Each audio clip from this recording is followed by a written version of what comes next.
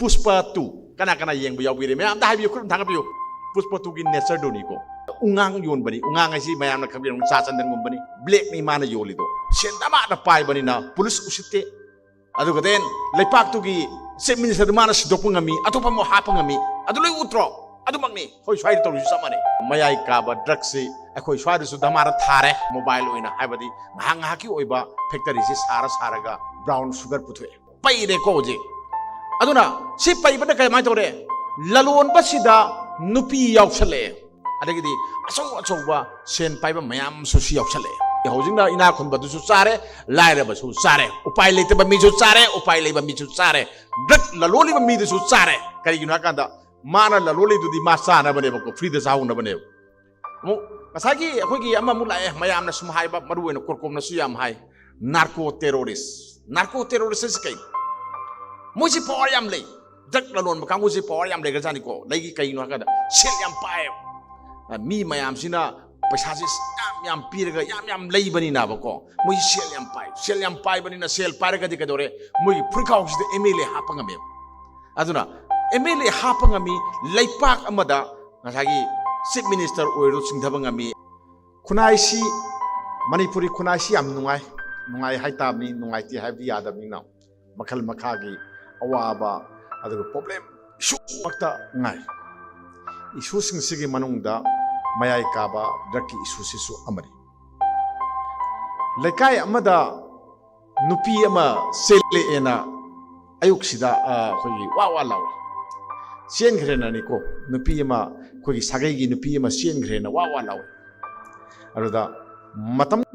मतम अनि नि को खेनबसे मतम अमदुदा थाइनगी मतमददी कमाइना हंगनरमगेदा इमुंदु सागै जात कमाइ तौजानो नुपादु थबक इंखांग तौरा करी होनेसी हंगी ममा मपाना कनानो हंगमेबको अदो हौजिक्ति सिगी कल्चर सी तपना मांग्रे अदुगा करी हंगे हंगना कांदा नुपा मसादुबु मयाई काबा ड्रग सिनबा जाला हंगी सुमाइना अदो मयामना खंबिरमगनी नुपी सेनगिबा नुपीगी हाइतारेको सेनगिबा इमुंग मानुंग अदुगा देन मागी सागै नातै कैरो लेकाइना अमदी खुनाई सिना मयाई काबा ड्रग चाबा नुपा संसे मयाव ओइनिंगदे करिगिनो ओइनिंगदिसे ओइनिंगदबगी मरु ओइबा मरम अनि खकने अमना कमाइबा महाक्से होजिकी मयाई काबा ड्रग सि सारिबा मी एडिक्ट ओइरबा मी अमा हाइबसे खुनाई सिगी खुनाई लोन सिदगी मासि लापना लेग्रनी अदुगा मनुंगी प्रॉब्लम थोदोक वाथोक मयाम अमा मासि थोनगनी क्राइम मयाम अमा सेनगनी अदु वाथोक लाथोकना पिक थनगनी इबुंगी अवा नुंगाई अंत यावरोय ताबंग पालमदा तावरगा लेगिनी सी अमा नंबर 1 नंबर 2 मागी फाइटोन मयाई काबा ड्रग सिबु एडिक्ट ओइरबा मी से मी सिंगसिगी मनुंगदा 60% दी खोई तोगान बा हक्सांगी हाइतारेको मागी अनाबा हाइतारे अनाबसी खोइना हारगदी करी हाइदुनो मासे मागी हक्सांगी कयारसिंगदा खोगी मांग ताकपा देन नाबा अमा तोबा मयाम अमा यावी अदुना मरम ओइरगा खुनाइसिना पामथि पामदबा असुगुंबा पामदबा थोदोक वाथोक मयाम से मसिगसे हानदी लेकाय अमदा मी अमखक लेरमी अमखक लेबसे मसिदा खुनाइसिना संग खनगै ngangnei माइ मसादुदी मयाई काबा ड्रग साइ अमा तवी ओक्ते गाय ngangnei बको अदो मा लाकपसे अखोगी करिगैगुंबा पोट खर पुर सखिदोबा ओनदगना टोलाउ थिंजलमगा हानिया हालमगबा अदुगुंबा मालगा मासे खुनाइसिदगी यामना लापना थैदोकनबा इंथोकनबा अदमाइ तोर इंथोकनैना हाइताइ स्माइले अदो गागी मयाई काबा ड्रग सिनबा मीसिंगी हेल्थ मागी हक्सेल से याम साथीना अखोगी किनिंगाई ओइ को देन कोई इंजेक्टिंग ड्रग हाई फाइना कोई कापी बई तुम सिरिंज तौर कापी सिंजी मयामना खंबिरमगनी HIV पॉजिटिव ओइबा देन अखोगी अतोप अखोगी हेपेटाइटिस C गुंबगी अनाबा मयाम अमा सेली C नत्रगसु अति अतोप अनाबा मयाम अमा लई इसम समना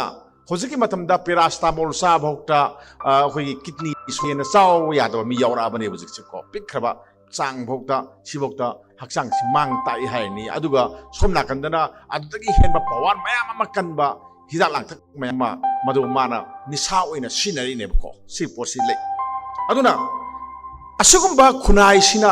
यादबा मयाम से मतम अमदरी साइजे दुनी लेकाय अमदा अबखक ओइरमबदो होजिक्ति युमथोंग खुदिंगी ओसले अवाबनी नुपा ngangaringida nupisu yopsale mayam khangbiramgani nupisu mayai kaba drug saba yam lei adagi nupa su yam lei aduga akhoina khwaidagi hena mipai ningai oirdi mayai kaba drug sariba mayam singse akhogi nation sigi or na state sigi tungi lan oigadaba na ngaktane na oiriba ngakta ko hoji kamai tawre school tamliba angang nupa masa nupi masa mayam mayai kaba drug saba khoi ure thengnare mayam thengnare percentage yang wangam ko si report sima aduna sidagi hendo odana khara saukhulakpa den adi wakhal taraba nupi angang thira phawada adum masi posi satharaga khunai sida yam chawbo saitheng ama lei aduna asugumba mayam se akhoina aina sum kainoromda culture romda kitang pusalake bako akhoina ngasi mirem oina lawriba aduga den ponum oina akhoi khunai sina lawriba drug saraga addict oiraga leiriba mayam se mama mapa oiba singidi mamit ki mani ne ba ko mosi mamit ki mani aduna angang si akhoi mayam khangbiram gani poe mangani subada ipan tha kan sida angang si mayong nabi na mayam leibu mayam khangbiram gani hojikti doctor na mahut singre nurse na mahut singre mayong nabi na matam dadi nurse tong na angang unabagi adugumba kanghu ba lerami aduna moina ayuk sida akhogi laigi thorum ama pangthoi laigi thorum si makhal ani thongna pangthoi amana gaura singna numit khurambani hai aduga den maitei lining chap singna ima laimarin gi sayol oidibi pithai khongdai bi khorambani na dum hai simale anyway oining oija su samane poti aduna ngasai gi mayong na bisina masa ojiki poiba angang si lai kunung khoramba numit khoramba loira kan sida funga lairu da pusalaga ayamba tawnai adu funga lairu si huji kaya lainadrabanina maifu ama thagatlaga yangkok amada hifallaga masa nupi orasu nupa orasu hangi mama mapa singduda nasa pambra lupa pambra nasa nupi pambra sana pambra hangi niko mayong na bisina hangini hangkan sida magi imung manung mama mapa mayam singduna akhoi di sana su pamde lupa su pamde adudi akhoi isa du pami hai se adudi nangi nar loiba nasa se logja horo ngasidagi phajana yoko aduga maharani ohelu ningthau ohelu ina mayok na biduna sinaramine ado mayok na bisi kanano haragadi laigi masak oiraba pot amane angang du nahliba pot amane ko aduna mama mapa tadi kadore masa nupa oigera nupi oigera mitki mani ngaktani ko thamoigi mani ne moi mangba yadaba pot amane adu kadore mangba yade hariba nupa nupi mayam singduna mayai kaba sinjak sasalaga mamagi mapagi nungsiba loi kawre tabang palam da tawr legre moina tabang palam da tawba imung manunggi awaba yawdaba khunai aya awaba yawdaba hebase leipaki oiba awaba amane bako imung manunggi problem da nate khunai gi su awaba ama oye bako aduna mama ko banina masadu di nungsibanina kamai tawre minaga nangi nasado miyeng nayeng sumde madu drug saba oiramgani ko saramgani ko gaina akhoi kanna soi hai ngamdaba hai pada mama to di khangimni magi mong mato na koi manadabanina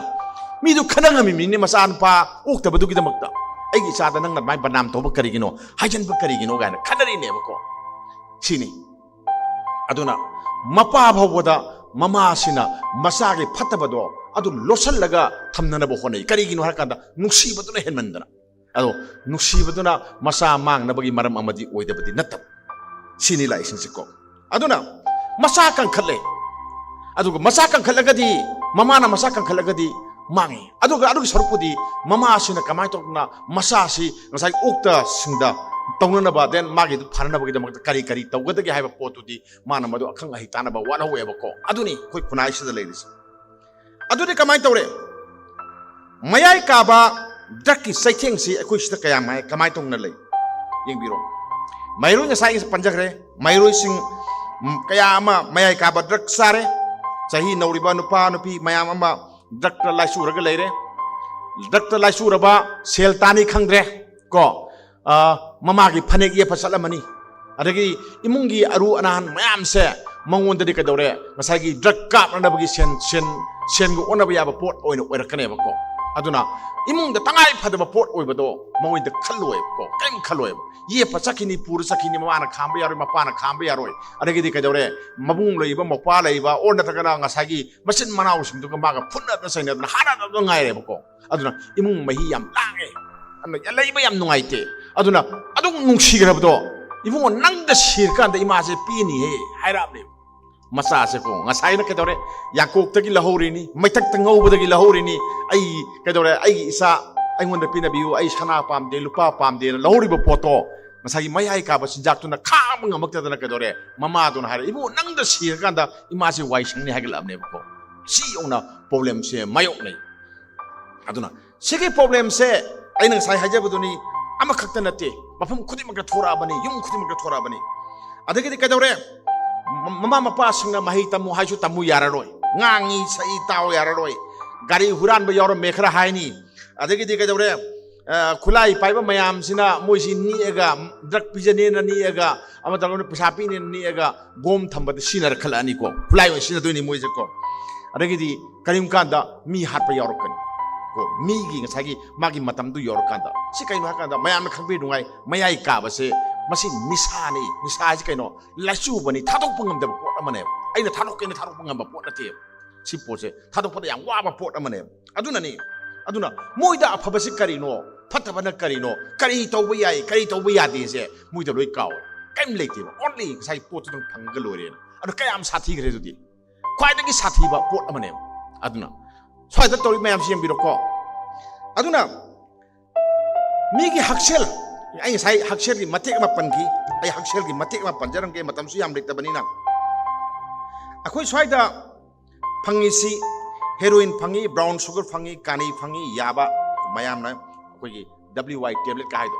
सी मयाम जी फंगी अदगी then अखोइ medical ना prescribe तौरगा साबा याबा हिदाक मयाम एनाल्जेसिक ओइना सिनबा अदगी देन अदगी अखोइ कैंसर पेशेंट सिंगना खाम ngam कोई तंगाई फदना मदु सिदे यादबा टेबलेट मयाम अमा अदगी लोना अखोइ प्रिस्क्रिप्शन यावदि लौबा यारोयना योंबा यारोयना थिंग पोसु स्वाइदा दum पंफंगदा फंगबा अदुमा पोट मयाम अमसे मोइना नातै हुक्तबा मोंगदा चादबा मोंगदा सारै सी हक्सेलदि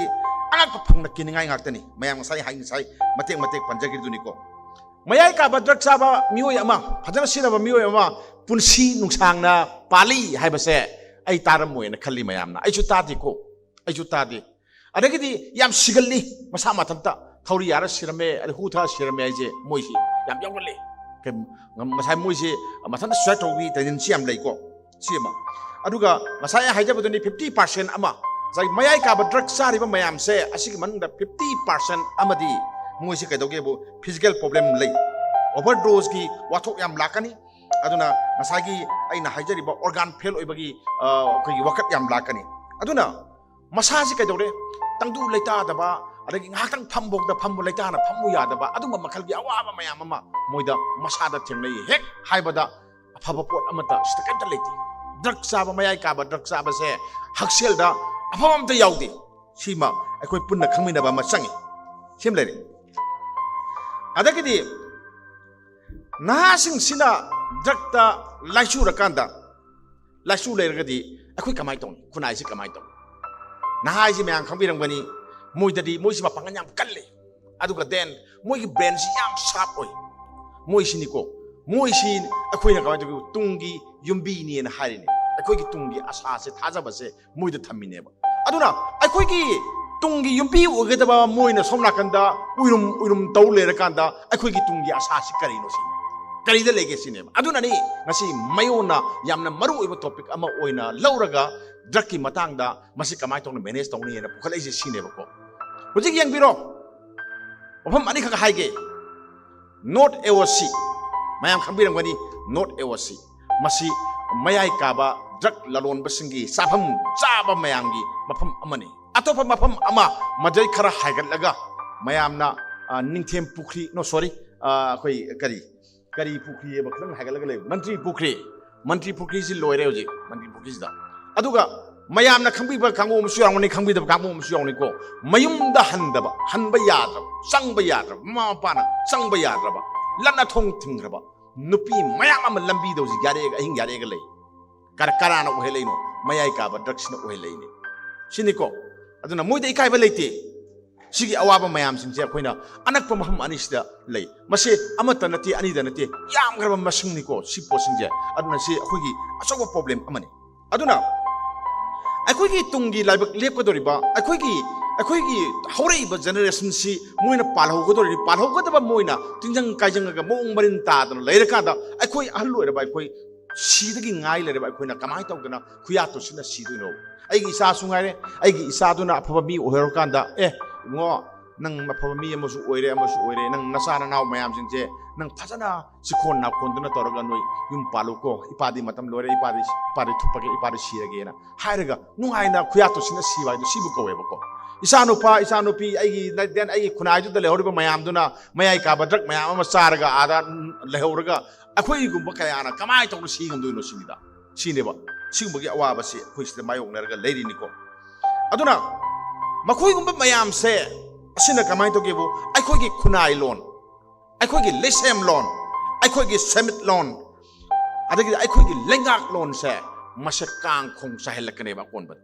thabak su yaro nomu yaro tabak suni nomni matum cheloi ngak tor maga sat chakini sat mangini adagidi asada tu lerangani singba mayam sina sen tani haiba khangaroi sen talu yadragadi mai nupi thira sungare sen yaudраga yum palagadi kamai toni maga nupi du kama kayam nusinan lemina duino si porsi laye ko aduna yum parminna basi kai tore aiga maga yum panbada magi wa aina tadoini aigi wa mana tadoini leita laira tanaraga kamai toksigena na panarga sibu yum panba ko banatro aduna tradi kamai yum pangedi sini ko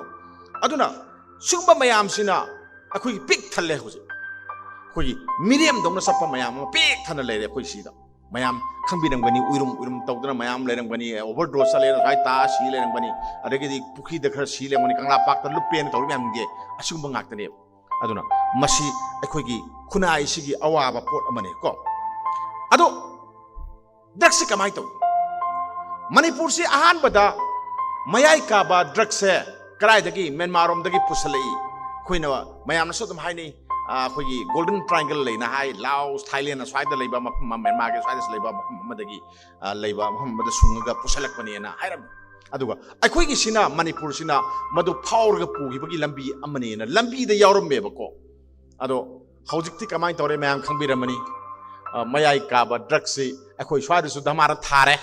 aduga thabadagi hendodana mobile factory haidar ko mobile oina haibadi ngahaki oiba factory si saraga brown sugar puthoga yole swaida paire ko je aduna si paibada kai mai tore lalon basida nupi yauksale nupi ju sentan da yadabna yauksale adagidi aso ba sen paiba mayam su si yauksale aduga then adu sari duna matamam dari kare harami ina kaya khunba sing sabani laira ba khun sabna te harami hojingna ina khunba du su sare laira ba su sare upai leite ba mi su sare upai lei ba mi su sare drak la loli ba mi du su sare kari gina kanda mana la loli du di ma sana bane ba ko free da saung na bane smai to gana pura mang ba gi film ama sida khoi leire ba ko mu asagi khoi gi ama mu lae mayam na sum hai ba maru ena korkom na su yam hai narco terrorist kai muji por yam lei dak la lon bakang muji por yam lei ga jani ko lei kai no ka da sel yam pae mi mayam sina paisa ji yam pirga yam lei bani na ba ko muji sel yam pae bani na sel pare ka dikadore muji frikau ji emele hapanga me aduna emele hapanga mi leipak amada ngasagi chief minister oiro singdhabanga mi atopa mi ma semiso ohenbanga mi police makoi gi frikau da happy ko emele moi frikau da happy chief minister moi frikau da happy moi dagi hendo dana pallagadi nungairo ko wail sangda wail thogda da yauriba kangbu bhokta moi frikau da leibra gaina sum mayamna hangnaba yaurini mi mayamna hangnaba yaurini si posilai aduna moi si kaya mapang kangge si yongo aduna mapangan kanbana ni ko tawna ise aduna hojikti Manipur da thoiba kangluki irang se kanana thonbo hakada kuki narco terrorist na thonbani na mayam kharana hairi se sisu adum nakal amorom da sombaya ba pot amane moi mapangan jam kangre aduna sales yam pai banina aduna moina miam se puning ma mai kai da pui huning ma mai kai da humi mai te khoi su samana ye khoi swai da tapak lam da su ngai ke sel khar par di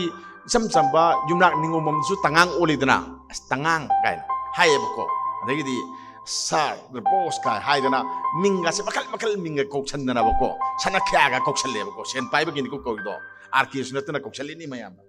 smai tok dana lei aduna minister MLA mayam yok challe drug lalon bagi sida then drug lalon banena mayum dagi drug phar ba mi do wayal chang dagi na thoki akhoi mayam loi khangi natro loi khangi kari no har kanda ngasagi ko na mado mangon dai phaba drug ni magi ni haise mana proof tongomde khudam changdam puthok pangamde kana na puthok ngamde police na niko police ai se kaino yam maru oi aingon dai pharasu police to na maru na malol ma de ta na thoe natra police to moi mi dum oi ba aduna ne ba ko sile aduna sagi test tongni sample test tongni na thari ba sample je masai mayai ka ba drug ne na phari ba heroin je sample gi thaba gi lemo bo saruk to adu bokta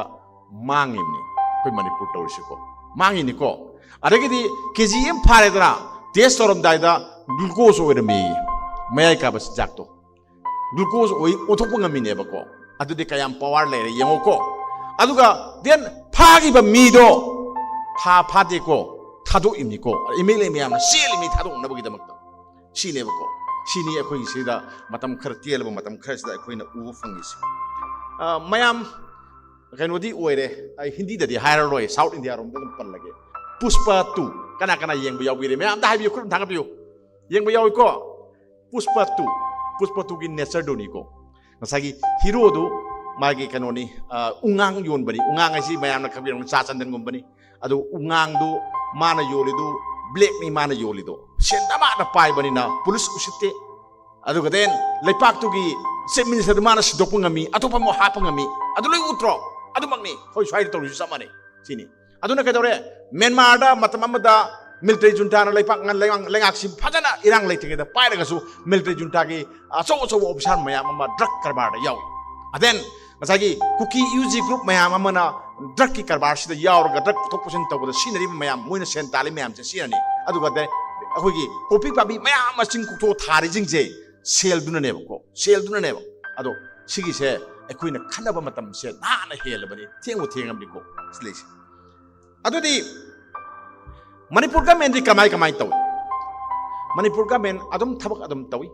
thabak tawdi haibadi yaro ado mapung phana mai pa na thabak tawbu di khoi udi kari gino har kanda masagi war on drugs tawi ado war on drugs tawraga war on drugs to karama matam do loido no khangde aduga war on drugs mai pa haisu jiba wa ta haigam de dana muin dum chasal ei ni sangjal liba hoi war on drug to sangjal liba kangu duna talaga simjau pham lo thoi sini na si yang si posa hoi u fangi sini simsu lere aduna sigi mayam sina akhoi phana yamna gamen na phana yamna tawi haraga su ngasagi kanogi NGO mayam ama tawraga drug addiction center sing hangdoktana wakal tahanana ba pharana ba layang na ba makal makha kaya gi thok mayam ama tawdaba di nataba ado henjalakpa ngase ai chakhrani layang chakhrani pharen chakhrani tham le ka da hanaga ba hajalam lani samana lani adagi di sel changi do zakanro thamba je real center thamba changi do sel do puthong amderna thadok kibsu dum yaw chuba mayam ama layeba ko aduni sumaina lakan sida aikoina hojik kamai torga aikoina mayai ka ba drugs asigi mana piraiba ithil mayam sidagi aikoina kamai tokna kangani nahas mis kamai kangadagi hasi hojik lai hojik si akoi si mayam na khangbiram gani manipur si india da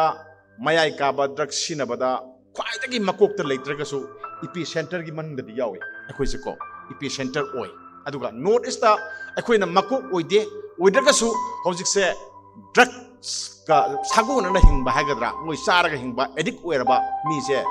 lising ni phu manga dagi ni yakai phaw lei na record yami ko lising ni phu manga dagi ni yakai phaw masida nupa yawi nupi yawi den angang yawi si mayam lei si lei aduna moi sing se naha sing se adum sirum narum tawraga adum lei moina sirum narum tawba se khunai si sirum narum tawraga leire hajima khabiro sima ko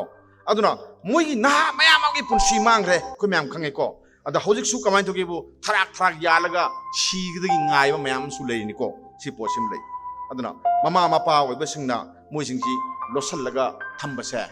ꯃꯁꯤ ꯊꯝꯕ ꯃꯇꯝ ꯅꯠꯇꯦꯅ ꯑꯩ ꯑꯍꯥꯟꯕꯗ ꯍꯥꯏꯅꯤꯡꯉꯤ number 1 ꯑꯩꯈꯣꯏꯅ ꯃꯌꯥꯏ ꯀꯥꯕ ꯗ꯭ꯔꯒ ꯁꯤꯖꯤꯟꯅꯔꯤꯕ ꯃꯆꯥꯁꯤꯡꯁꯦ ꯃꯃꯥ ꯃꯄꯥꯅ ꯄꯨꯊꯣꯛꯀꯗꯕꯅꯤ ꯂꯣꯠꯀꯗꯕ ꯅꯠꯇꯦ ꯑꯩꯒꯤ ꯏꯆꯥꯗꯤ ꯀꯩꯝ ꯇꯧꯗꯕꯅꯤ ꯅꯪꯅ ꯑꯩꯒꯤ ꯏꯆꯥꯁꯦ ꯂꯥꯟꯅ ꯍꯥꯏꯖꯟꯕꯅꯤ ꯑꯩꯕꯨ ꯕꯗꯅꯥꯝ ꯇꯧꯕꯅꯤ ꯑꯩꯈꯣꯏ ꯏꯃꯨꯡ ꯀꯩꯅꯣ ꯇꯧꯕꯅꯤ ꯅꯨꯄꯤ ꯊꯤ ꯈꯪꯗꯅꯕ ꯇꯧꯕꯅꯤ ꯀꯥꯏꯅ ꯍꯥꯏꯔꯒ ꯃꯃꯥ ꯃꯄꯥꯅ ꯀꯟꯊꯣꯛꯏꯕ ꯇꯧꯔꯤꯕ ꯄꯣꯠꯇꯣ ꯃꯗꯨ ꯇꯣꯛꯀꯗꯕꯅꯤ ꯀꯣ ꯑꯗꯨ ꯇꯣꯛꯀꯗꯕꯅꯤ ꯃꯃꯥ ꯃꯄꯥ ꯑꯣꯏꯕꯁꯤꯡꯁꯤꯅ ꯉꯁꯥꯏ ꯃꯥꯏ ꯃꯆꯥꯁꯦ ꯄꯨꯊꯣꯛꯀꯗꯕꯅꯤ ꯑꯩꯒꯤ ꯏꯆꯥꯁꯦ ꯁꯨꯃꯥꯏꯅ ꯇꯧꯔꯦ ꯑꯗꯨ ꯀꯅꯥꯗ ꯀꯃꯥꯏꯅ ꯇꯧꯔ ꯂꯥꯌꯦꯡꯉ ꯐꯒꯗꯒꯦ ꯑꯈꯪ ꯑꯍꯩ ꯇꯥꯟꯅꯁꯦꯅ ꯃꯗꯨꯒꯤꯗꯣ ꯀ꯭ꯂꯕꯇ ꯍꯥꯏꯒꯦꯔꯥ ꯑꯈꯪ ꯑꯍꯩꯗ ꯍꯥꯏꯒꯦꯔꯥ ꯀꯅꯥꯗ ꯍꯥꯏꯒꯦ ꯀꯃꯥꯏꯅ ꯇꯧ ꯇꯥꯟꯅꯔꯒ ꯑꯩ ꯏꯆꯥꯁꯦ ꯍꯥꯟꯅꯒꯤ ꯑꯗꯨꯃꯥꯏꯅ ꯍꯜꯂꯛꯄ ꯌꯥꯒꯗꯒꯦꯁꯦ ꯃꯁꯤ ꯂꯝꯕꯤ ꯊꯤꯕꯅ ꯑꯐꯕ ꯃꯃꯥ ꯃꯄꯥ ꯑꯣꯏꯌꯦꯕꯀꯣ ꯑꯗꯨ ꯅꯠꯇꯅ ꯂꯣꯠꯁꯤꯜꯂꯒ ꯊꯝꯕꯗꯤ ꯑꯉꯥꯡꯗꯣ ꯑꯗꯨꯝ ꯃꯥꯡꯒꯅꯤ ꯑꯩꯈꯣꯏ ꯌꯦꯡꯕꯤꯔꯣ ꯉꯁꯥꯏꯒꯤ ꯍꯥꯟꯅ ꯃꯌꯥꯏ ꯀꯥꯕ ꯗ꯭ꯔꯒ ꯆꯥꯔꯝꯕ ꯑꯗꯨꯒ ꯂꯩꯀꯥꯏꯗꯁꯨ ꯐꯅ ꯉꯥꯡꯅꯗ꯭ꯔꯕ ꯃꯤ ꯃꯌꯥꯝ ꯑꯃꯅꯀꯣ ꯑꯁꯣꯝ ꯋꯥꯡꯗ ꯂꯩꯔꯝꯕꯩ ꯋꯥꯅꯤꯗ ꯑꯁꯣꯝ ꯋꯥꯡꯗ ꯁꯝꯕꯜ ꯋꯥꯡꯗ ꯂꯩꯔꯝꯕ ꯋꯥꯅꯤꯗ ꯋꯥꯈꯜ ꯇꯥꯗꯅ ꯒ꯭ꯌꯥꯟ ꯇꯥꯗꯅꯕꯀꯣ ꯃꯔꯩ ꯄꯥꯛꯈꯤꯅꯤ ꯀꯥꯏꯅ ꯊꯕꯛ ꯇꯧꯔꯝꯕ ꯎꯕꯗ ꯄꯨꯛꯅꯤꯡ ꯅꯨꯡꯁꯤꯕ ꯑꯃ ꯐꯥꯎꯖꯥꯅꯤ ꯃꯣꯏ ꯎꯀꯥꯟꯗ ꯑꯩꯈꯣꯏ ꯂꯩꯀꯥꯏꯗꯁꯨ ꯌꯥꯎꯋꯦꯕꯀꯣ ꯑꯥꯗ ꯂꯩꯔꯝꯕ ꯊꯦꯡꯅꯕꯩ ꯋꯥꯅꯤꯗ ꯑꯗꯣ ꯌꯦꯡꯉꯣ ꯑꯗꯨ ꯑꯣꯏꯔꯒꯗꯤ ꯀꯩꯗꯧꯔꯦ ꯑꯩꯈꯣꯏꯅ ꯃꯌꯥꯏ ꯀꯥꯕ ꯗ꯭ꯔꯒ ꯁꯤꯖꯤꯟꯅꯔꯒ ꯈꯨꯟꯅꯥꯏꯁꯤꯒꯤ ꯄꯣꯠꯂꯨꯝꯅꯤꯅ ꯂꯧꯔꯝꯕ ꯑꯩꯈꯣꯏꯅ ꯊꯥꯕꯤꯗ꯭ꯔꯕ ꯃꯤꯁꯤꯡꯗꯣ ꯃꯣꯏꯁꯨ ꯃꯤꯅꯦꯁꯦ ꯑꯩꯈꯣꯏ ꯈꯪꯉꯦꯗꯅ ꯃꯔꯝꯗꯤ ꯃꯣꯏꯅ ꯐꯥꯔꯀꯥꯟꯗꯗꯤ ꯃꯤ ꯑꯗꯨꯝ ꯑꯣꯏꯌꯦ ꯁꯤꯅꯦꯕ ꯑꯗꯨꯒꯗꯤ ꯂꯝꯕꯤ ꯑꯅꯤꯈꯛ ꯑꯩꯈꯣꯏꯒꯤ ꯃꯥꯡꯗ ꯇꯥꯔꯒ ꯂꯩꯔꯦ ꯑꯃꯅ ꯀꯔꯝꯕ ꯂꯝꯕꯤ ꯉꯁꯥꯏꯒꯤ ꯍꯧꯔꯛꯏꯕ ꯅꯍꯥ ꯃꯌꯥꯝꯁꯤꯡꯁꯦ ꯑꯉꯥꯡ ꯃꯌꯥꯝꯁꯤꯡꯁꯦ ꯃꯌꯥꯏ ꯀꯥꯕ ꯗ꯭ꯔꯒꯁꯦ ꯁꯤꯖꯤꯟꯅꯗ꯭ꯔꯤꯉꯩꯗ ꯆꯥꯗ꯭ꯔꯤꯉꯩꯗ ꯇꯪꯗ꯭ꯔꯤꯉꯩꯗ ꯁꯤꯖꯤꯟꯅꯗꯅꯕꯒꯤ ꯋꯥꯈꯜꯂꯣꯟ ꯃꯌꯥꯝ ꯑꯃ ꯄꯤꯍꯧꯕ ꯁꯤꯖꯤꯟꯅꯗꯕ ꯀꯃꯥꯏꯅ ꯇꯧꯕ ꯅꯪ ꯁꯤꯕꯨ ꯆꯥꯔꯕ ꯁꯤ ꯆꯥꯔꯕ ꯍꯨ ꯆꯥꯔꯕꯅꯤꯀꯣ ꯅꯪꯁꯦ ꯍꯧꯒꯠꯂꯔꯣꯏꯗꯕꯅꯤ ꯅꯪꯁꯦ ꯍꯤꯡꯉꯔꯣꯏꯗꯕꯅꯤ ꯂꯩꯅꯥ ꯃꯌꯥꯝ ꯑꯃ ꯅꯥꯔꯛꯀꯗꯣꯏꯅꯤ ꯗꯦꯟ ꯅꯪ ꯂꯩꯄꯥꯛꯀꯤ ꯀꯔꯤꯝ ꯇꯧ ꯉꯝꯃꯔꯣꯏ ꯑꯗꯒꯤ ꯗꯦꯟ ꯅꯪꯒꯤ ꯅꯃꯥ ꯅꯄꯥꯐꯥꯎ ꯅꯪ ꯀꯥꯎꯍꯧꯔꯗꯕꯅꯤ ꯑꯗꯨ ꯅꯪꯁꯦ ꯀꯩꯔꯣꯏ ꯂꯩꯀꯥꯏ ꯃꯌꯥꯝꯅ ꯈꯨꯟꯅꯥꯏꯁꯤꯅ ꯅꯪꯁꯦ ꯇꯣꯉꯥꯟꯅ ꯏꯟꯊꯣꯛꯑ ꯊꯝꯃꯗꯕꯅꯤ ꯒꯥꯏꯁꯦ ꯁꯤꯒꯨꯝꯕ ꯋꯥꯈꯜꯂꯣꯟ ꯃꯌꯥꯝ ꯑꯃ ꯃꯣꯏꯁꯦ ꯑꯉꯥꯡ ꯑꯣꯏꯔꯤꯉꯩꯁꯤꯗ ꯆꯥꯗꯅꯕꯒꯤꯗꯃꯛꯇ ꯄꯤꯍꯧꯒꯗꯕꯅꯦꯕ ꯄꯤꯕꯁꯦ ꯀꯗꯥꯏꯗ ꯄꯤꯅꯤ ꯏꯟꯈꯠꯂꯛꯄ ꯑꯉꯥꯡꯁꯤꯡꯁꯤꯗꯤ ꯃꯃꯥ ꯃꯄꯥꯅ ꯍꯥꯏꯕꯗ ꯀꯌా ꯇꯥꯗꯦ ꯑꯗꯨꯅ ꯃꯣꯏꯗꯤ ꯃꯃꯥꯟꯅꯕꯒꯤ ꯊ꯭ꯔꯨꯗ ꯀꯥꯎꯟꯁꯤꯂꯤꯡ ꯇꯧꯒꯗꯕꯅꯦꯕꯀꯣ ꯃꯃꯥꯟꯅꯕ ꯍꯥꯏꯁꯦ ꯀꯩꯅꯣ ꯉꯁꯥꯏꯒꯤ ꯃꯌꯣꯜꯒꯤ ꯅꯍꯥꯁꯤꯡ ꯀꯣ ꯁꯥꯇ꯭ꯔ ꯑꯣꯏꯔꯒꯁꯨ ꯑꯦꯝꯁꯨ ꯗꯦꯟ ꯑꯇꯩ ꯑꯇꯩ ꯂꯩꯔꯤꯕ MSF ꯂꯩꯔꯤꯕ ꯑꯇꯩ ꯑꯇꯩ ꯃꯌꯥꯝ ꯑꯣꯔꯒꯅꯥꯏꯖꯦꯁꯟ ꯃꯌꯥꯝ ꯂꯩꯗꯅ ꯂꯩꯔꯤꯕ ꯃꯌꯥꯝꯁꯤꯅ ꯃꯣꯏꯁꯦ ꯋꯥꯈꯜ ꯇꯥꯍꯟꯕꯒꯤ ꯊꯕꯛ ꯑꯃ ꯇꯧꯒꯗꯕꯅꯦꯕ ꯑꯍꯥꯟꯕꯗ ꯑꯩꯅ ꯉꯁꯥꯏ ꯍꯥꯏꯖꯕ ꯀꯔꯝꯕ ꯗ꯭ꯔꯒ ꯆꯥꯗ꯭ꯔꯤꯉꯩꯗ ꯆꯥꯗꯅꯕꯒꯤꯗꯃꯛꯇ ꯃꯁꯤ ꯆꯥꯕꯁꯤ ꯌꯥꯗꯦ ꯐꯠꯇꯦ ꯅꯪꯒꯤ ꯍꯛꯆꯥꯡ ꯃꯥꯡꯒꯅꯤ ꯗꯦꯟ ꯑꯗꯨꯒ ꯍꯛꯆꯥꯡ ꯃꯥꯡꯕꯗ ꯅꯠꯇꯅ ꯃꯁꯤꯅ ꯅꯪꯁꯦ ꯀꯩꯗꯧꯒꯦꯕꯨ ꯁꯣꯁꯤꯌꯦꯜ ꯀ꯭ꯔꯥꯏꯝ ꯃꯌꯥꯝꯗ ꯆꯦꯟꯅꯗꯅ ꯈꯨꯟꯅꯥꯏꯁꯤꯅ ꯅꯪꯕꯨ ꯊꯥꯅꯕꯤꯗ꯭ꯔꯕ ꯃꯤ ꯑꯃ ꯑꯣꯏꯔꯛꯀꯅꯤꯁꯦ ꯍꯥꯟꯅ ꯃꯉꯣꯟꯗ ꯍꯥꯏꯒꯗꯕꯅꯤ ꯇꯝꯕꯤꯒꯗꯕꯅꯤ ꯃꯌꯥꯝꯅ ꯇꯝꯍꯧꯒꯗꯕꯅꯤ ꯁꯤ ꯇꯝꯕꯤꯕꯒꯤ ꯃꯇꯝ ꯑꯣꯏ ꯑꯅꯤꯁꯨꯕꯗ ꯑꯦꯗꯤꯛ ꯑꯣꯏꯔꯕ ꯃꯤꯁꯤꯡꯁꯦ ꯑꯩꯈꯣꯏꯅ ꯃꯣꯏꯕు ꯐꯖꯅ ꯂꯥꯌꯦꯡꯒꯗꯕꯅꯤ ꯂꯥꯌꯦꯡꯕꯁꯤ ꯌꯥꯝ ꯂꯩ ꯐꯨꯔꯒ ꯆꯩꯔꯒ ꯂꯥꯌꯦꯡꯕꯅ ꯑꯣꯏ ꯌꯥꯄꯣꯟꯇꯦꯕꯀꯣ ꯋꯥꯈꯜꯂꯣꯟ ꯑꯃꯈꯛ ꯂꯩ ꯃꯥꯒꯤ ꯅꯨꯄꯤꯅ ꯃꯥꯒꯤ ꯅꯨꯄꯥꯁꯤ ꯌꯥꯝ ꯂꯨꯅ ꯇꯧꯖꯕ ꯑꯗ ꯅꯨꯄꯥꯁꯤ ꯌꯨꯁꯤ ꯌꯥꯝ ꯊꯛꯄ ꯅꯨꯡꯇꯤꯒꯤ ꯊꯛꯄꯁꯤꯗ ꯃꯁꯤ ꯀꯃꯥꯏꯅ ꯇꯧꯔ ꯐꯒꯗꯒꯦꯅ ꯃꯥꯅ ꯅꯨꯄꯥꯁꯤ ꯊꯦꯝꯃꯒ ꯃꯨꯅꯤ ꯂꯥꯏꯅꯤꯡꯕ ꯑꯃꯒꯤ ꯃꯅꯥꯛꯇ ꯄꯨꯔꯒ ꯃꯥꯒꯤ ꯅꯨꯄꯥꯒꯤ ꯋꯥꯔꯤꯁꯤ ꯂꯤꯔꯦꯕꯀꯣ ꯃꯥꯁꯤ ꯌꯨ ꯊꯛꯄꯁꯤ ꯐꯅꯕ ꯅꯪ ꯑꯝꯇ ꯂꯥꯌꯦꯡꯕꯤꯌꯣꯅ ꯍꯥꯏꯖꯔꯦꯕꯀꯣ ꯅꯨꯄꯥꯗꯁꯨ ꯌꯥꯔꯦ ꯑꯗꯨꯅ ꯄꯟꯗꯤꯠꯖꯤ ꯑꯩꯕꯨ ꯑꯃꯨꯛꯇꯗꯤ ꯌꯨꯁꯤ ꯊꯥꯗꯣꯛꯄꯤꯅꯅꯕ ꯑꯃꯨꯛꯇꯗꯤ ꯅꯍꯥꯛꯅ ꯑꯝꯇ ꯀꯩꯅꯣ ꯇꯧꯕꯤꯌꯨ ꯊꯧꯖꯥꯜꯕꯤꯌꯨ ꯍꯥꯏꯌꯦꯕꯀꯣ ꯑꯗꯣ ꯑꯩꯁꯦ ꯅꯨꯃꯤꯠ ꯍꯦꯛ ꯇꯥꯕꯒ ꯑꯩꯁꯦ ꯌꯨ ꯌꯥꯎꯗ꯭ꯔꯗꯤ ꯈꯨꯠꯁꯤ ꯅꯤꯛꯁꯜꯂꯛꯏ ꯑꯃ ꯇꯧꯏ ꯑꯗꯨꯒ ꯑꯩ ꯃꯤꯠꯁꯤ ꯎꯔꯛꯇꯦ ꯑꯗꯨꯅ ꯑꯩ ꯌꯨꯁꯤ ꯊꯥꯗꯣꯛꯄ ꯉꯝꯗ꯭ꯔꯦ ꯑꯩ ꯌꯨꯁꯤ ꯑꯝꯇ ꯊꯥꯗꯣꯛꯅꯕ ꯅꯍꯥꯛꯅ ꯑꯝꯇ ꯇꯧꯕꯤꯌꯨꯅ ꯍꯥꯏꯌꯦꯕ ꯐꯔꯦ ꯅꯪ ꯍꯌꯦꯡ ꯂꯥꯛꯑꯣ ꯀꯣ ꯑꯩ ꯉꯥꯏꯔꯝꯒꯦ ꯅꯪ ꯂꯥꯛꯑꯣꯅ ꯍꯥꯏ ꯂꯥꯛꯀꯥꯟꯁꯤꯗ ꯃꯨꯅꯤꯁꯤꯅ ꯃꯥ ꯑꯗꯨꯝ ꯍꯥꯏꯔꯝꯃꯒ ꯊꯥꯗꯣꯛꯈ꯭ꯔꯦ ꯅꯣꯡꯉꯥꯜꯂꯒ ꯃꯇꯝꯗꯨ ꯌꯧꯔꯀꯥꯟꯗ ꯃꯨꯅꯤꯁꯤꯅ ꯎ ꯑꯆꯧꯕ ꯑꯃꯗ ꯃꯈꯨꯠꯁꯤ ꯀꯣꯜꯂꯒ ꯁꯨꯃꯥꯏꯅ ꯇꯧꯅ ꯂꯩꯔꯝꯃꯦꯕ ꯀꯣꯜꯂꯒ ꯀꯔꯤꯝ ꯍꯥꯏꯗꯦ ꯃꯥ ꯂꯩꯔꯝꯃꯦ ꯑꯗꯒꯤꯗꯤ ꯃꯇꯩ ꯃꯅꯥꯎꯗꯨ ꯂꯥꯛꯑꯒ ꯃꯁꯤꯗ ꯋꯥꯔꯤ ꯁꯥꯕ ꯅꯨꯡꯉꯥꯏꯔꯔꯣꯏ ꯃꯥꯁꯤ ꯂꯥꯏ ꯈꯨꯔꯝꯃꯤ ꯃꯥꯅꯦꯅ ꯅꯣꯡꯉꯥꯜꯂꯒ ꯑꯃꯨꯛ ꯂꯥꯛꯀꯥꯟꯁꯤꯗ ꯑꯗꯨꯁꯨ ꯑꯗꯨꯝ ꯇꯧ ꯂꯩꯔꯝꯃꯦꯕ ꯃꯥꯅ ꯎꯁꯦ ꯑꯗꯨꯝ ꯀꯣꯜ ꯂꯩꯔꯝꯃꯦꯕ ꯀꯣꯜ ꯀꯥꯟꯁꯤꯗ ꯐꯖꯅ ꯈꯣꯔꯝꯃꯒ ꯃꯇꯩ ꯃꯅꯥꯎꯁꯤꯅ ꯍꯥꯏꯌꯦ ꯒꯨꯔꯨꯗꯦꯕ ꯅꯍꯥꯛꯅ ꯂꯥꯛꯑꯣꯅ ꯍꯥꯏꯕꯗꯨ ꯑꯩꯈꯣꯏ ꯉꯔꯥꯡꯁꯨ ꯂꯥꯛꯑꯦ ꯑꯗꯨꯃꯥꯏꯅ ꯀꯣꯜ ꯂꯩꯔꯝꯃꯦ ꯉꯁꯤꯁꯨ ꯂꯥꯛꯑꯦ ꯑꯗꯨꯃꯥꯏꯅ ꯀꯣꯜ ꯂꯩꯔꯝꯃꯦ ꯑꯗꯣ ꯑꯩꯈꯣꯏꯒꯤ ꯀꯩꯅꯣꯁꯦ ꯑꯝꯇ ꯇꯥꯛꯄꯤꯌꯨ ꯅꯍꯥꯛꯇꯤ ꯋꯥꯈꯜ ꯂꯩꯕ ꯃꯤꯅꯤ ꯅꯪꯗꯤ ꯂꯥꯏꯒ ꯁꯝꯅꯕ ꯃꯤꯅꯤ ꯑꯃꯨꯛꯇꯗꯤ ꯑꯩꯈꯣꯏꯗ ꯊꯧꯖꯥꯜꯕꯤꯌꯣꯅ ꯈꯣꯔꯝꯃꯦꯕ ꯈꯣꯔꯝ ꯀꯥꯟꯗ ꯃꯥꯅ ꯐꯠ ꯂꯧꯊꯣꯛꯑꯒ ꯍꯥꯏꯌꯦꯕꯀꯣ ꯑꯩꯅ ꯉꯁꯤ ꯎꯗ ꯀꯣꯜꯂꯒ ꯂꯩꯔꯤꯁꯦ ꯎꯁꯤꯅ ꯑꯩꯕꯨ ꯐꯥꯕ꯭ꯔꯥ ꯅꯠꯇ꯭ꯔꯒ ꯑꯩꯅ ꯀꯣꯟꯕ꯭ꯔꯥ ꯁꯤꯅꯦꯕ ꯃꯥ ꯍꯪꯉꯤꯁꯤꯀꯣ ꯑꯗꯨꯗꯤ ꯑꯩꯕꯨ ꯃꯥꯅ ꯀꯣꯟꯕ ꯅꯠꯇꯦꯕ ꯌꯨꯗꯨꯅ ꯅꯪꯕꯨ ꯀꯣꯟꯕ ꯅꯠꯇꯦꯕ ꯑꯩꯅ ꯊꯥꯗꯣꯛꯈꯤꯕ ꯃꯇꯝꯗ ꯑꯩ ꯍꯧꯖꯤꯛ ꯊꯥꯗꯣꯛꯏꯁꯤꯗꯤ ꯁꯤꯅꯦꯕꯀꯣ ꯅꯪꯒꯤ ꯊꯥꯗꯣꯛꯀꯦ ꯃꯇꯝꯗ ꯊꯥꯗꯣꯛꯄ ꯌꯥꯏ ꯅꯪꯅ ꯊꯥꯗꯣꯛꯄꯒꯤ ꯋꯤꯟꯗꯨꯗꯤ ꯅꯪꯉꯣꯟꯗ ꯂꯩ ꯅꯪꯅ ꯊꯥꯗꯣꯛꯀꯗꯕꯅꯤ ꯌꯨꯗ ꯊꯥꯗꯣꯛꯀꯗꯕ ꯅꯠꯇꯦ ꯍꯥꯏ ꯀꯥꯟꯗ ꯅꯨꯄꯥꯗꯣ ꯋꯥꯈꯜ ꯇꯥꯔꯛꯑꯦꯕ ꯑꯣ ꯑꯩꯅ ꯅꯍꯥꯟꯒꯣꯏ ꯌꯨ ꯑꯦꯗꯤꯛ ꯑꯣꯏꯗꯅ ꯉꯥꯎꯔꯤꯁꯤ ꯑꯩꯅ ꯉꯥꯎꯕꯅꯤ ꯌꯨꯅ ꯉꯥꯎꯕ ꯅꯠꯇꯦ ꯁꯤ ꯈꯪꯂꯛꯇꯅ ꯃꯥꯁꯤ ꯅꯨꯃꯤꯠꯇꯨꯗꯒꯤ ꯌꯨ ꯊꯥꯗꯣꯛꯄ ꯉꯝꯈꯤꯅ ꯍꯥꯏꯌꯦꯕꯀꯣ ꯁꯤꯒꯤ ꯋꯥꯈꯜꯂꯣꯟ ꯃꯌꯥꯝꯁꯤꯅꯦ ꯋꯥꯈꯜꯁꯤꯅꯦꯕ ꯈ꯭ꯋꯥꯏ ꯃꯔꯨꯑꯣꯏꯅ ꯑꯗꯨꯅ ꯑꯩꯅ ꯊꯥꯗꯣꯛꯄ ꯉꯝꯗꯦ ꯍꯥꯏꯁꯦ ꯑꯩꯒꯤ ꯋꯥꯈꯜꯁꯤꯅꯕꯨ ꯐꯖꯅ ꯃꯄꯨꯡ ꯐꯥꯅ ꯀꯟꯇ꯭ꯔꯣꯜ ꯇꯧ ꯉꯝꯃꯒꯗꯤ ꯑꯩꯅ ꯉꯝꯗꯕ ꯑꯝꯇ ꯂꯩꯇꯦ ꯃꯤꯑꯣꯏꯕꯅ ꯉꯝꯗꯕ ꯑꯝꯇ ꯂꯩꯇꯦ ꯂꯥꯏ ꯎꯏ ꯍꯥꯏꯁꯤꯅꯤ ꯂꯥꯏ ꯐꯪꯉꯦ ꯍꯥꯏꯁꯤꯅꯤꯀꯣ sini lay sing si ama aduna addiction phanana bagi damakta afaba ujikti matam ga sunaba laying yam mathau tai laying inena pharaga adama khong mukhut pullaga thamba yam nungai taba pau tai adu magi human rights se aidi madu khongui na banena lawi ujikti afaba mayam ama leire wakhalon mayam ama leire afaba mayam torga ningsi jana laying ga dabani aduga private ki nena leiriba laying gi mayam se karmai to ino muina laying isi muibu amta hanam ta laying mam changra khale idi doctor ama thangadabani muibu laying mangamba phajana phoktak pi bangamba khangai mayam ma thangadabani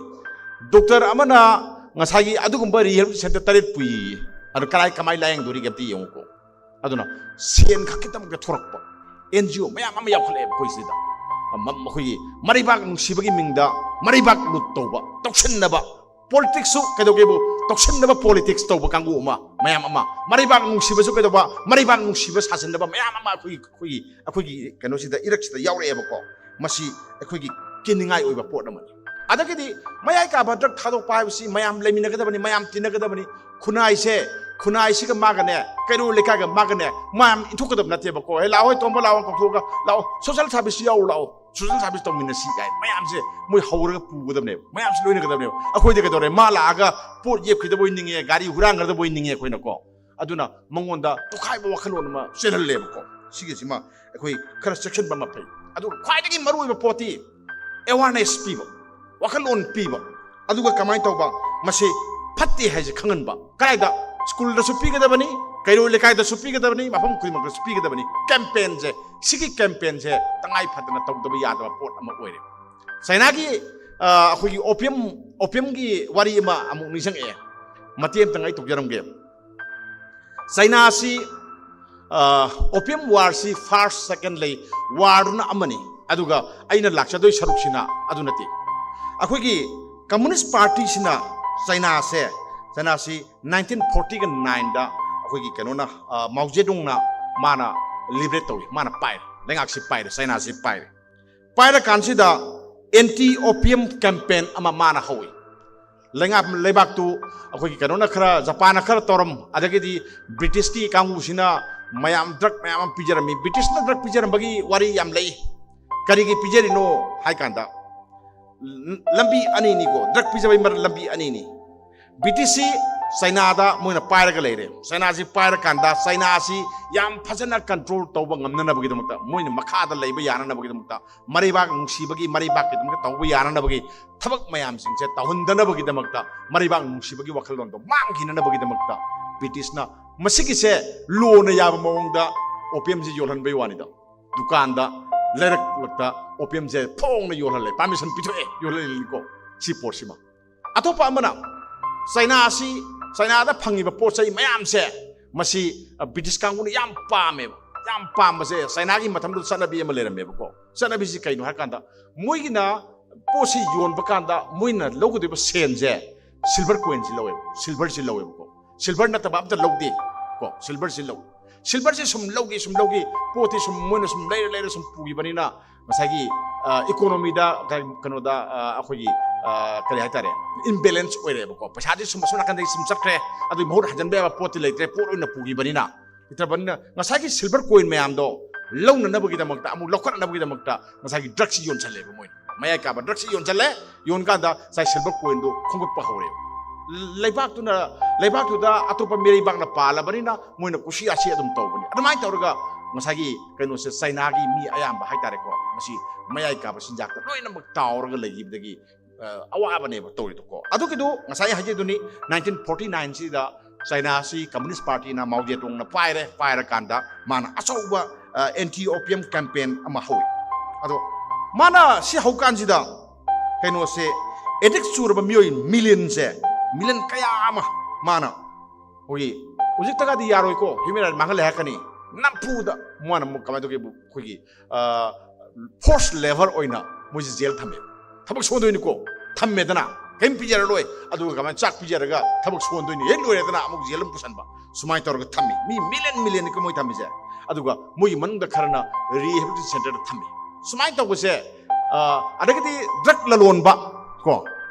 मयामना हारिबा drug ललोनिबा कांगबुसे drug डीलरसिंग स्मगलरसिंगसे Masidi अदुम Keck उबगा अदुम लोइसले मतमदुदा अदुना me लिसिंग यांखैदगिना lakh अमफाव हालेना record लई my government सेना मान अदुना हेक उबगा हालाबा हेक उबा हापदगिदी सही मरी मंगागी मतुंगददी कद 19 कयादनो 1952 ददी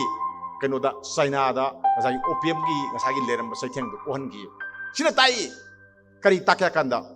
मणिपुर मयाई काबा सिंजाक से मुथत के high तारगदी मपांगन कनब लेंगाक अमा लेतब यादी नंबर 1 लेतब यादी अखोगी गवर्नमेंट मपांगन कनब गवर्नमेंट नते सिंद कनबनी को अदुना ngamdabani ngamge khanba pot ama ngamde yade ba ko gवर्नमेंट से अदुमा मीदी ngamgi ba ko saina na ngam ko kai ngamu ha pot ama le ko mari pak kan ge tar ga disi kan na bagi pot ama le vote phangna ba campaign na tab naha mayam ko mesen nuksina da ba campaign na tab kani tawgad ge ha ba campaign ama tangai phadaba ama le number 2 ngasai gi akhoi gi mayai ka ba sinjak se akhoi yam lai na phangre ba ko nore o sida ina hatang lep kan da nupi ma sa chang laga dum piram ngane लेकाई खुदिंग की drug fungi हुई सीने को कोई problem से use तो आरे लेकाई तो योलंगनो को नुपादो नंदांग लाका दा एस आई ngasi थारो दा लाम चपत ले वारे तुम घरे दम थारो दम से लाइन फंग याद पोती मार कोई चारोए थवे थपंगोए को सीने को अदुना मसे कदोगी लेकाई दा योलिबा मयाम सिंसे मसी थिंगना बो होना गदबने योंदना बो होना गदबने असी योलन बसे मसीना याम लाइन फंगदी याम लाइन चाइ सीने को सिम ले अदगदी अतोपा अमना ngасagi अखोगी गवर्नमेंट अमा लेरिबा गवर्नमेंट सिदा ngасagi अखोगी गवर्नमेंट तो ओसेबको अखोगी खुनाई सिदा लेरिबा मियाम से मसिना कमाइन दो ड्रग लालोन बासी अतोपना लालोन दोंग नती मी अखोई स्वाइदा लेबा मिसिना योंदुइनी मी नत्रो मयांग ला योंदुंग नती ने अइगी इनाउ निपा अइगी इयाम्बा अइगी इपा अइगी इमा कैरो लेकागी मयाम तो योन तौदु नत्रो मोइसे फजना नियम चुमना परम चुमना अखोइना मोइसी लोगी मतुंगिना थबकसे अकन थबकसे लखोट याननबा लो से हौजिक लैबा लो से मयाक यावदे मयाक हेना यावबा लो सेंगदबने मीगिदी एजुकेट तवि को एजुकेट तवि कनो हाटपनी अखोइदी हालो मक्ति हाइजदि कोइ अदना मयाक यावबा को अमुक अन योनबा यारोदबा मओंगदा थबक तौगदबने सि लो सेंगदबने लो इना सेंगदबने लो सेंदा यारोय को हौजिक लैरिसिदि यादे दे कदौरे ngасagi पुलिस की अखोगी थाइना अमलेरमे आइगी कनो मरी मता अमा मासी तेनोंपलदा पोस्टिंग ताबने पोस्टिंग ताकांदा माना वारी सायबको एंगोंदा ngasiदी आइसे खरंगना आई डिटी थोकते दे कइनो हागा गाड़ी चेक तौबदा करिबना 4 केजी यावन तादे आई हौदोइनी माहायो माजे हौदोइनी कइनो हागा कनो दो मसागी केजी तो फा कांदा मंगोंदा लुपा लिसिंग 10 अमा कुल अमा पिरमगनीदना अदुगी थाकता पुलिस ओएबा खोगी साय खोगी पुलिस सिनेबको पुलिस अदुनी फारगदी सेलगा मतिक नरोदबने अखोगी पुलिस मॉडर्नाइजिंग की मथौ मताय मुइसे को अन सेलगा ओनबा याबा पोतोंना लहोलिसे मसी यारोय सिनेबको अखोगी पुलिस मबुकचेल सेंगदे देन मयाई काबर सिंजाक फाननबने लेरिबा मयाम सिंगसे बबुक सेंगदे मयुम वांगनबो इना तवे अदुना कदौरे कोलो मसिनजे फजना यईगदबदा थोले थिकलगा अदुम बेल चले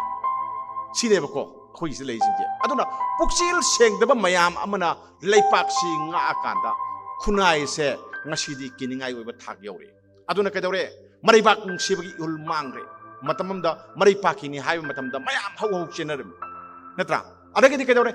ngasagi social service tongni hai kanda mayumdagi araiba khulai paraga thoraga social service yawre ni ko hojikti mic da punga ma sangna lawrju social service tongsi haibda lekai da mi thorti